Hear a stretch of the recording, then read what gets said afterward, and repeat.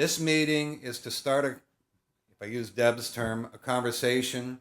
Where are we going? As you heard from Harold, there's literally, many initiatives in Canada. They tend to be crop specific, those kinds of things. But give those commodity organizations huge credit on animal welfare, codes of practice, sustainable soybeans, and on it goes.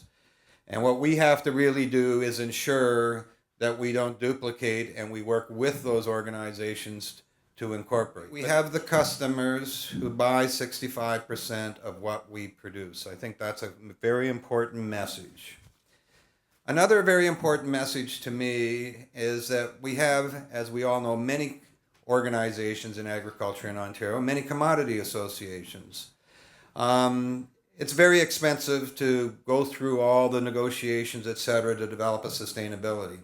And again, I give many of the animal supply management people credit for having done that with customers, grains and oilseeds for doing it.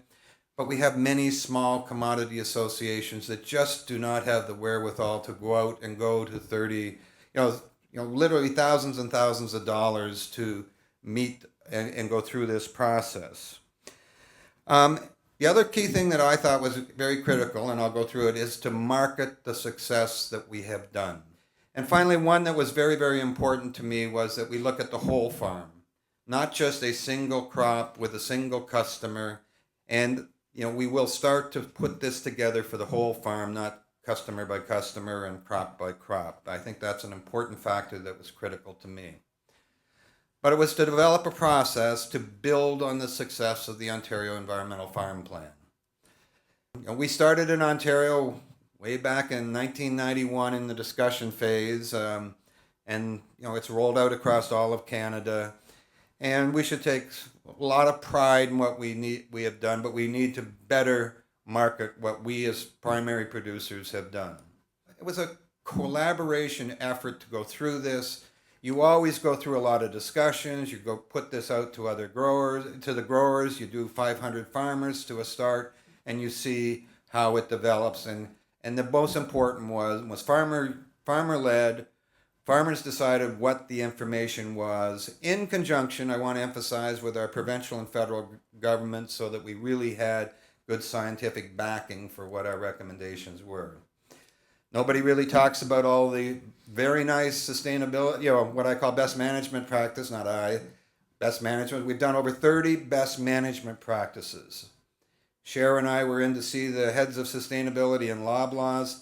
They had no idea that we had done 38,000 farm families involved in this, all this work that we have done on our best management practices. So one of the things that I think is very important, that by working with our food processors, we can better align ourselves and talk our conversation higher up the chain to the retail sector, etc. But again, bragging on what we've done, and legitimately so. We've done all these things.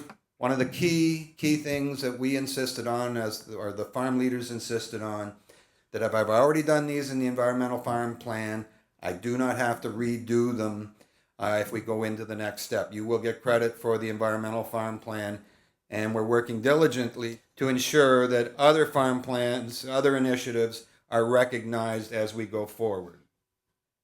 But in this process, there are two steps. And that's the first thing to keep in mind. There are two steps.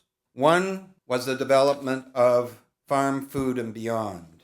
Remember, we want to create a document that's going to last for 25 years, not something that's just next year or solve right now. It's the product that we would like to use to give general public as a group. So one of the things that I would hope to do is, when this is done, put it in a PDF format and provide it to all organizations. And we'll talk about that. And then the other whole idea is our farm and food sustainability plan, moving to a digital base in conjunction with our food processing industry.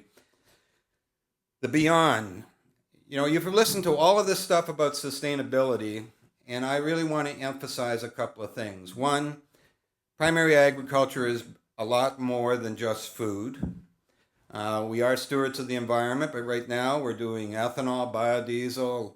We're about to have, August the 5th, a big new $400 million dollar plant open up in Sarnia on bioamber.